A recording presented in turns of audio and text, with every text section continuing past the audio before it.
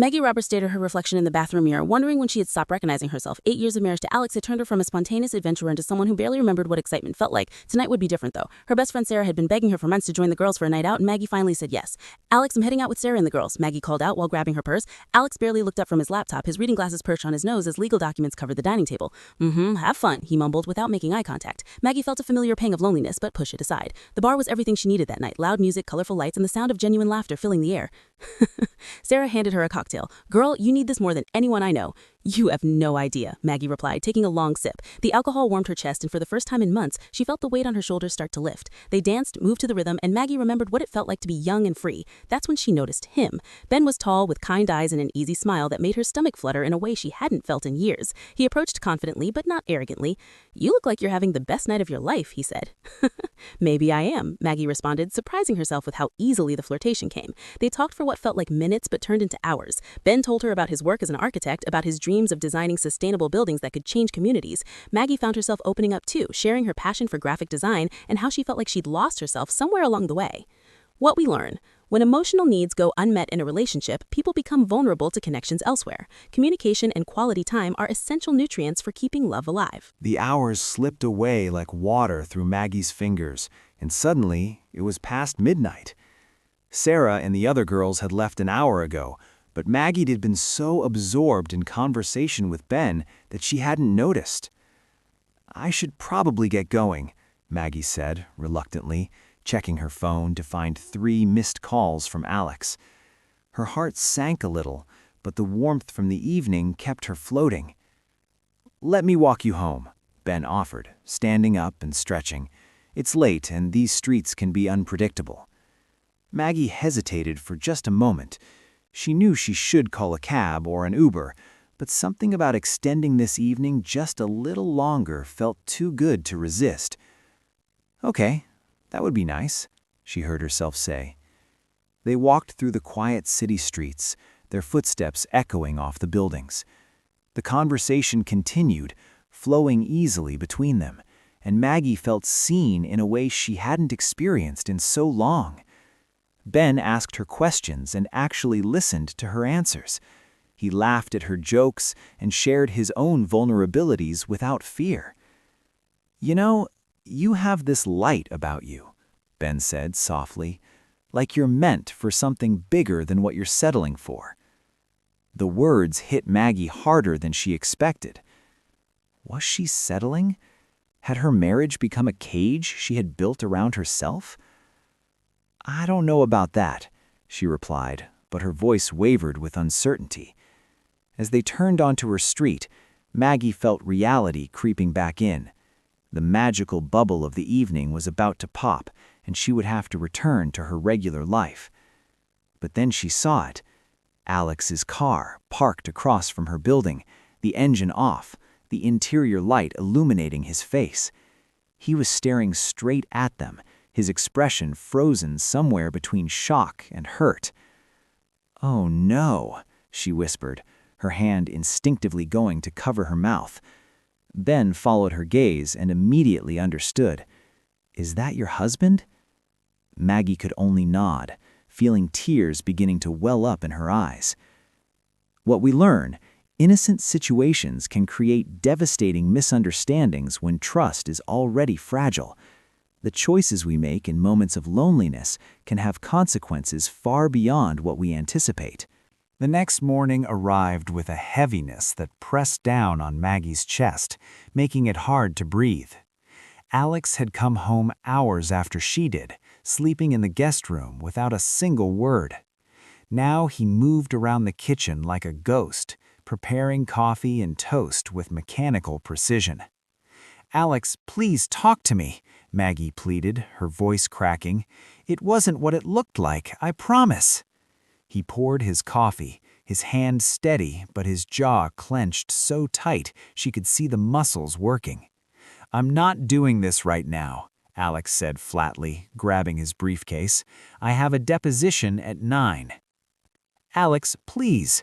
Maggie reached for his arm, but he pulled away as if her touch burned him. The door closed behind him with a soft click that somehow felt louder than if he had slammed it. Maggie sank into a chair and let the tears flow freely. She called Sarah immediately, needing someone to talk to, someone who would understand. "I messed up, Sarah," Maggie sobbed into the phone. "Alex saw me with Ben, and now he won't even look at me." "Oh, honey, did anything actually happen with this Ben guy?" Sarah asked gently. "No, nothing. We just talked, and he walked me home," Maggie insisted. "But the way Alex looked at me, Sarah, like I had stabbed him in the heart." The truth in Sarah's words stung, because deep down, Maggie knew she was right. She hadn't physically cheated, but she had emotionally checked out of her marriage long before last night. The days that followed were torture. Alex came home late, worked through dinners, and responded to her attempts at conversation with one-word answers. When she tried to explain about Ben, he held up his hand. "I don't want to hear his name," Alex said coldly. "I don't want to know who he is or what you talked about." "But nothing happened," Maggie cried in frustration. "Maybe not physically, Maggie, but something happened," Alex shot back, his voice rising for the first time. "You gave a complete stranger the attention and time that should have been mine." The accusation hung in the air, heavy and undeniable. What we learn: emotional infidelity can be just as damaging as physical betrayal. When we stop investing in our primary relationship, we leave space for others to fill needs that should be met at home. 2 weeks passed like a slow, painful death of everything Maggie thought she knew about her marriage. Alex had moved most of his things into the guest room, and they existed in the same house like strangers sharing an uncomfortable elevator ride. Maggie threw herself into work, taking on more design projects than she could handle just to avoid the suffocating silence at home. But tonight, Alex came home early. He walked into the living room where Maggie sat with her laptop and stood there until she looked up. "We need to talk," he said, his voice steady but his eyes red and tired. Maggie closed her laptop, her heart racing. "Okay, yes, please, let's talk." Alex sat down across from her, maintaining distance like there was an invisible wall between them. "I've been thinking a lot these past 2 weeks," he began. "About us, about what happened, about where we went wrong." "Alex, I'm so sorry," Maggie started, but he held up his hand. "Let me finish, please," he said, taking a deep breath. "I saw you that night with him, and the worst part wasn't that you were with another man." He paused, his voice breaking slightly. "The worst part was seeing you smile, laugh, be alive in a way you haven't been with me in years." Tears streamed down Maggie's face because she knew he was right. "When did we stop being us, Maggie?" Alex asked, his own tears falling now.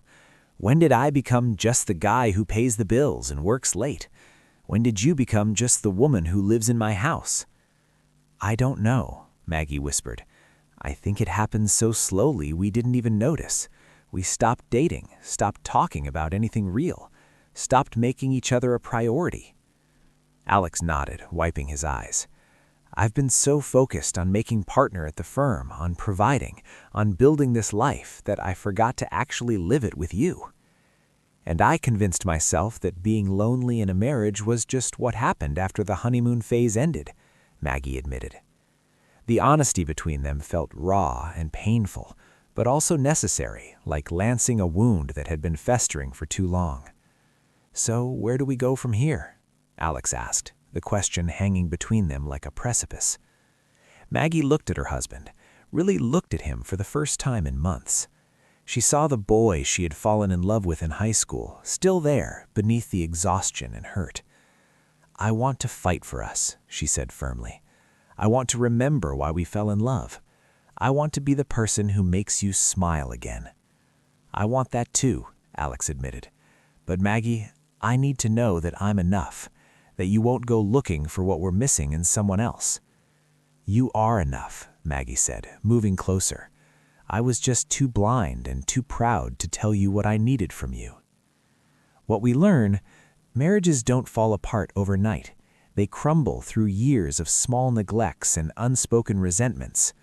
Rebuilding requires brutal honesty about where both partners failed and genuine commitment to change. 3 months later, Maggie and Alex sat in their favorite coffee shop, the one where they had their first date 15 years ago.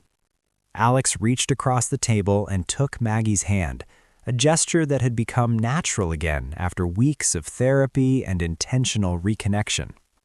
"Remember when we used to come here every Saturday morning?" Alex said, smiling.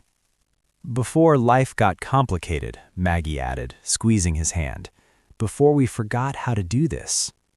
The marriage counseling had been Alex's idea, and Maggie had agreed immediately. Dr. Patterson had helped them see patterns they had been blind to for years. Alex, working obsessively to prove his worth through professional success while neglecting emotional presence. Maggie, withdrawing into herself instead of voicing her needs until resentment built walls between them. "I deleted his number, you know," Maggie said quietly. "Ben texted me a few times, asking if I was okay, but I never responded." Alex nodded appreciatively. "Thank you for telling me. That means a lot." They had learned in therapy that transparency was the foundation of rebuilding trust. Maggie now shared her phone freely, and Alex had cut back his hours at the firm, making their marriage the priority it should have always been. "I signed us up for that pottery class you mentioned," Alex said, pulling out his phone to show her the confirmation. "You hate getting your hands dirty," Maggie teased.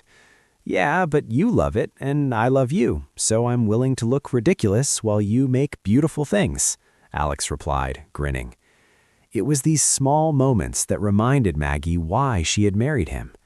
They had started having weekly date nights, no phones, no work talk, just reconnecting.